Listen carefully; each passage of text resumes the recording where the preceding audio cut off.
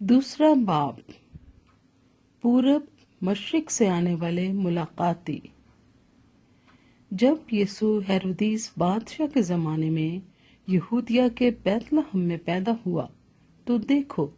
कई मजूसी पूरब से यरूशलेम में ये कहते हुए आए कि यहूदियों का बादशाह जो पैदा हुआ है वो कहाँ है, क्योंकि पूरब में उसका सितारा देखकर हम उसे सजदा करने आए हैं। ये सुनकर हेरोदीस बादशाह और उसके साथ यरूशलेम के सब लोग घबरा गए,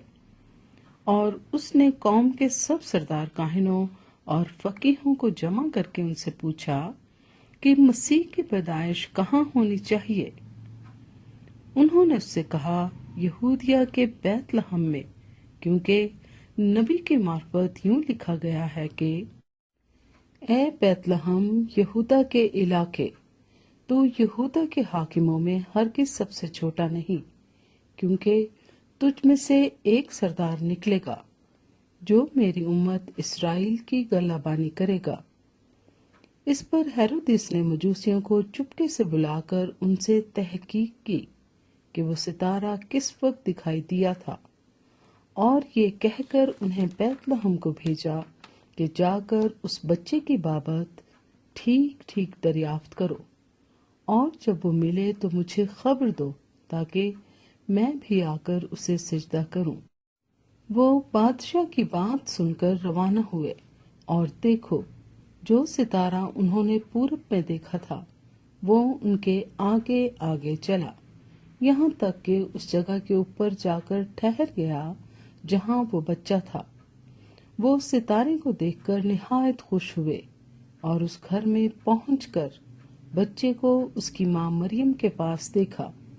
और उसके आगे गिरकर सिजदा किया, और अपने डिब्बे खोलकर सोना और लुबान और मुर उसको नजर किया, और हेरोदिस के पास फिर न जाने की हदायत ख्वाब में पाकर दूसरी राह से अपने मुल्क को रवाना हुए। मिस्र को भाग जाना। जब वो रवाना हो गए तो देखो खुदावंद के फरिश्ते ने यूसुफ को ख्वाब में दिखाई देकर कहा, उठ, बच्चे और उसकी माँ को साथ लेकर मिस्र को भाग जा, और जब तक कि मैं तुझसे ना कहूँ वहीं रहना, क्योंकि हेरोदेस इस बच्चे को तलाश करने को है ताकि इसे हलाक करे। बस वो उठा और रात के वक्त बच्चे और उसकी माँ को साथ लेकर मिस्र को रवाना हो गया, और हेरोदिस के मरने तक वहीं रहा ताकि जो खुदावंद ने नबी की मार्फत कहा था वो पूरा हो कि मिस्र में से मैंने अपने बेटे को बुलाया। बच्चों का कत्ले आम। जब हेरोदिस ने देखा कि मजूसियों ने मेरे साथ हंसी की तो निहायत गुस्से हुआ, और आदमी भेजकर बैतलहम और उसकी सब सरहदों के अंदर के उन सब लड़कों को कत्ल करवा दिया जो 2-2 बरस के या इससे छोटे थे, उस वक्त के हिसाब से जो उसने मजूसियों से तहकीक की थी। उस वक्त वो बात पूरी हुई जो यिर्मयाह नबी की मार्फत कही गई थी कि रामा में आवाज सुनाई दी, रोना और बड़ा मातम, राखेल अपने बच्चों को रो रही है और तसल्ली कबूल नहीं करती, इसलिए कि वो नहीं हैं। मिस्र से वापसी। जब हेरोदिस मर गया तो देखो खुदावंद के फरिश्ते ने मिस्र में यूसुफ को ख्वाब में दिखाई देकर कहा कि उठ, इस बच्चे और इसकी माँ को लेकर इस्राएल के मुल्क में चला जा,